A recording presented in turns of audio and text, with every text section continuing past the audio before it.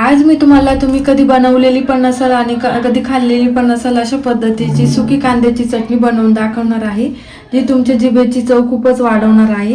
ही चटणी वरण भातासोबत किंवा पोळीसोबत भातासोबत खायला खूपच भन्नाट लागते आणि तुम्ही कलर बघू शकता, खूपच मस्त आलेला आहे। ही चटणी तुम्ही 1 महिना स्टोअर करू शकता, अजिबात खराब होत नाही आणि कोणी गेस्ट आले, कोणी पाहुणे आले आपल्या घरी तरी तुम्ही सर्व करू शकता। खूपच भारी आलेली आहे। तर वेळ न घालवता आपण आता रेसिपीला सुरुवात करूया। कांद्याची सुकी चटणी बनवण्यासाठी इथे मी कांदा चिरून घेतलेला आहे। तर बघा या ठिकाणी मी 7 ते 8 मीडियम साईजचे कांदे घेतलेले होते। असे उभे कापून घ्यायचे आपल्याला आणि असे मोकळे पण करून घ्यायचे। तर कांदा मी या ठिकाणी कापून घेतलेले आहेत। आपण नेक्स्ट प्रोसेस करूया। तर सगळ्यात पहिले मी इथे गॅसवर एक पॅन ठेवलेला आहे। पॅन मध्ये आपल्याला सर्वात पहिले 1 चमचा जिरे ऍड करायचे। या ठिकाणी मी 2 चमचे धने घेतलेले आहेत, धने ऍड करून घेऊया। या ठिकाणी हिंग घेतलेले मी अर्धा चमचा, हिंग ऍड करून घ्यायचे आपल्याला। आणि इथे चिंच घेतलेली मी, जास्त चिंच नाही घ्यायची आपल्याला, 2 बुटुक चिंच घेतलेली मी या ठिकाणी, चिंच ऍड करून घेऊया। इंग्रेडियंट्स मधला जो ओलावपणा असतो तो सर्व निघून जातो आणि आपली जी चटणी आहे ती जास्त दिवस टिकते। तर बघा मीडियम फ्लेमवर मी जे इंग्रेडियंट्स आहे ते चांगले रोस्ट करून घेणार आहे। धन्यामुळे आपल्या चटणीला खूपच चांगली चव येते, त्यामुळे मी या ठिकाणी धने थोडे जास्तच ऍड करून घेतलेले, चांगले रोस्ट करून घ्यायचे आपल्याला। बघा या ठिकाणी धने आणि जिरे सर्व चांगले भाजले गेलेले आहे। तर आता मी मिक्सर जार मध्ये काढून घेते आहे। या ठिकाणी धने आणि जिरे खूपच गरम आहेत, आपण हे थंड करायला मी आता मिक्सर जार मध्ये काढून ठेवते आहे। तोपर्यंत आपण नेक्स्ट प्रोसिजर करायला घेऊया।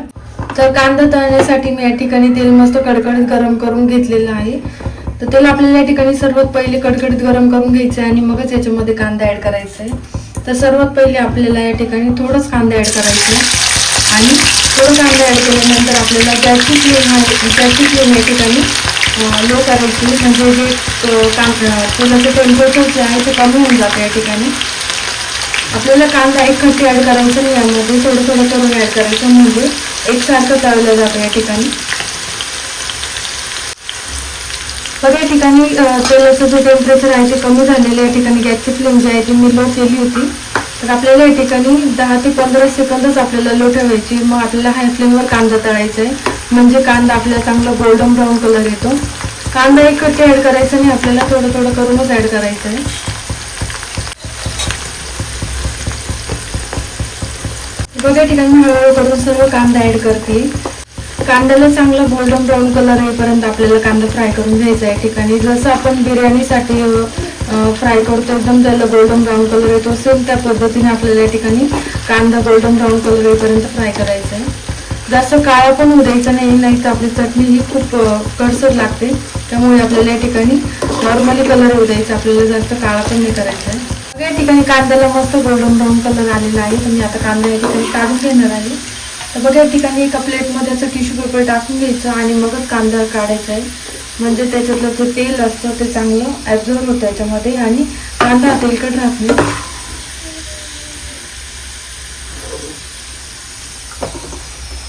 या ठिकाणी अर्धा वाटी मी शेंगदाणे घेतलेले, शेंगदाणे ऍड करून घेऊया।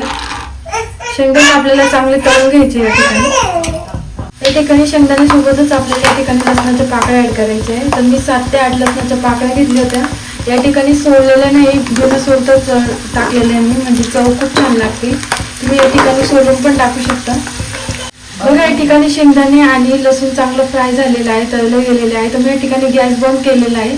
गॅस बंद केल्यानंतर आपल्याला या ठिकाणी कढीपत्ता घेतलेला आहे मी, कढीपत्ता आपल्याला थोडं जास्तच घ्यायचा आहे, म्हणजे चव खूप छान लागते चटणीला। आणि या ठिकाणी सुक्या लाल मिरच्या घेतलेल्या आहे मी वाळलेल्या, या जास्त तिखट नाही, काश्मीर लाल मिरची आहे ही वाळलेली, त्यामुळे मी इथे 5 ते 6 मिरच्या घेतलेल्या आहे। हे दोन्ही इन्ग्रेडियंट आपल्याला ऍड करायचे आहेत। कढीपत्ता लगेचच फ्राय होतो, त्यामुळे या ठिकाणी गॅसची फ्लेम मी लगेच बंद केली आणि मिरच्या पण लगेच तळल्या जातात, त्यामुळे या ठिकाणी गॅस बंद केला तरी गरम तेलामध्ये इझिली तळलं जातं। बघा या ठिकाणी शेंगदाणे आणि मिरच्या सर्व चांगलं फ्राय झालेलं आहे, तळलं गेलेलं आहे व्यवस्थित। आता मी सर्व काढून घेणार आहे। तर धने आणि जिरे आपण या ठिकाणी थंड करायला ठेवले होते, तर मस्त थंड झालेले या ठिकाणी। तर आपण आता या ठिकाणी 7 ते 8 लसणाच्या पाकळ्या ऍड करून घेऊया। चवीनुसार आपल्याला या ठिकाणी मीठ ऍड करून घ्यायचं आहे आणि सगळे जिन्नस आपल्याला ग्राइंड करून घ्यायचे आहे। आता बघा या ठिकाणी धने आणि जिरे मी दळून घेतलेले आहे. तर अशा पद्धतीने आपल्याला जाडसर दळायचे, जास्त बारीक पण नाही दळलेले मी या ठिकाणी. तर आता हे दळून घेतलेले मी साईडला ठेवणार आहे. कांदा आणि ते आपण या ठिकाणी तळून घेतलेलं होतं ते पण थंड झालेले आहे आणि मस्त कुरकुरीत झालेले आहे या ठिकाणी. तर थोडं आपण आता या ठिकाणी साईडला काढून ठेवणार आहोत आणि मग मी याचा कसा वापर करायचा हे तुम्हाला नंतर सांगणार आहे. आणि बाकीचं आपल्याला हे सर्व कांदा लसूण या ठिकाणी मिक्सर जारमध्ये ॲड करून आपल्याला परत एकदा ग्राइंड करून घ्यायचं आहे या ठिकाणी. तर या ठिकाणी आपण हे मसाला दळून घेतलं होतं मिक्सर जारमध्ये, त्यामध्ये आपण आता ॲड करून घेऊया ते सर्व.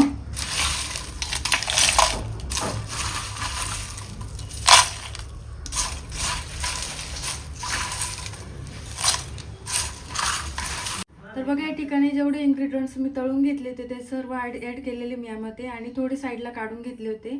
तर आता या ठिकाणी कलर येण्यासाठी मी या ठिकाणी काश्मीर लाल मिरची घेतलेली 2 चमचे ॲड करून घेऊयात. या ठिकाणी काश्मीर लाल मिरची या ठिकाणी तिखट नसते, फक्त कलरसाठी यूज करतात, तर यामुळे मी या ठिकाणी जास्तच ॲड केलेली थोडी. तर आपण आता परत एकदा सर्व इन्ग्रेडियंट्स ग्राइंड करून घेऊयात. तर या ठिकाणी मी चटणी बघा दळून घेतलेली आहे. जास्त बारीक पण दळायची नाही आपल्याला आणि जास्त जाड पण दळायची नाही. बघा या ठिकाणी मीडियममध्ये मी दळली आहे. जास्त तुम्ही बारीक दळायला गेले तर या ठिकाणी चिकट होऊ शकते चटणी. तर बघा या पद्धतीने दळायची आहे. तर इथे चटणी मी एका बाउलमध्ये काढून घेतलेली आहे. तुम्ही या ठिकाणी कलर आणि स्ट्रक्चर बघू शकता, भन्नाट आलेला आहे. तर आपण ते साईडला जिन्नस काढून ठेवलेले होते तळलेले ते ॲड करून घ्यायचे आहे. तर बघा हे तळलेले जिन्नस ॲड केल्यानंतर आहे ना, जी आपण चटणी खातो तेव्हा आपण खाताना जेव्हा दाताखाली येते तेव्हा याचा क्रंच खूप छान लागतो. त्यामुळे असे नंतर थोडी काढून ठेवल्यानंतर चटणीमध्ये ॲड केले ना तर खूपच छान दिसते. तुम्ही बघू शकता ॲड केल्यानंतर खूपच भारी दिसते आणि चटणीला कलर पण खूपच भारी आलेला आहे.